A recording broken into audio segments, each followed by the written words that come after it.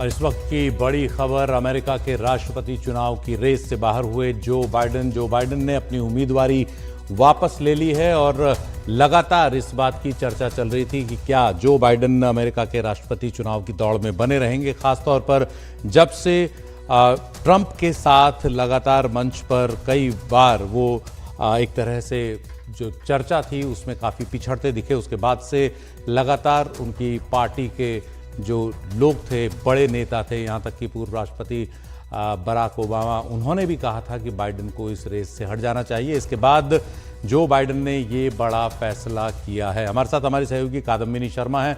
Kadambini, Joe Biden ने America का राष्ट्रपति पद का चुनाव न लड़ने का फैसला किया है, तो इसका क्या ये मतलब निकाला जाए कि अब राष्ट्रपति पद की दौड़ में कौन होगा जो बाइडेन की जगह पर?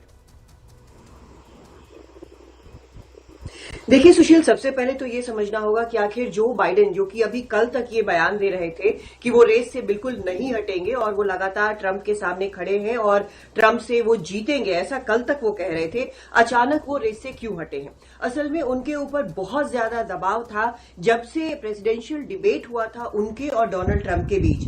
उसमें जो उनका परसेप्शन ये बना कि वो मानसिक तौर पर या फिर स्वास्थ्य के तौर पर वो सही नहीं है, उनको समस्या हो रही है। और ये जो एक परसेप्शन उनके लिए बना वो घातक साबित हुआ, क्योंकि लगातार न सिर्फ रिपब्लिकन पार्टी, न सिर्फ डोनाल्ड ट्रंप, बल्कि उनके खुद के पार्टी के लोग जो पहले दबे सुर में इस बारे में बात कर रहे थे कि उनका स्वास्थ्य ठीक नहीं है और उनको इस रेस में नहीं होना चाहिए, किसी और उनसे युवा या ज्यादा फिट कोई प्रेसिडेंशियल कैंडिडेट हो डेमोक्रेटिक पार्टी की तरफ से, तो उसको डोनाल्ड ट्रंप के सामने खड़े होने में वो ज्यादा मजबूत कैंडिडेट होगा। ये अब तक दबे छुपे स्वर में जो बात हो रही थी वो धीरे धीरे खुलकर सामने आ गई।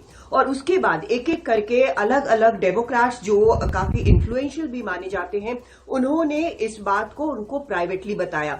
अगर आप तब के जो प्रेसिडेंशियल डिबेट है उससे लेकर अगर आप अब तक का देखें तो अमेरिकन मीडिया में मात्र एक डिबेट छाया हुआ है, वो ये डिबेट है कि क्या जो बाइडेन को रेस से पीछे हट जाना चाहिए।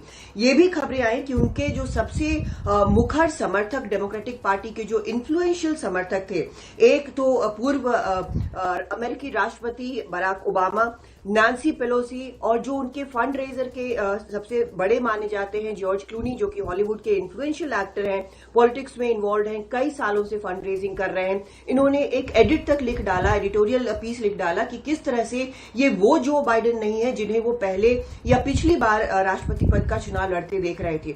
तो कुल मिलाकर ये अपने ही पार्टी से जो दबाव उनके ऊपर आया वो बहुत ज्यादा था।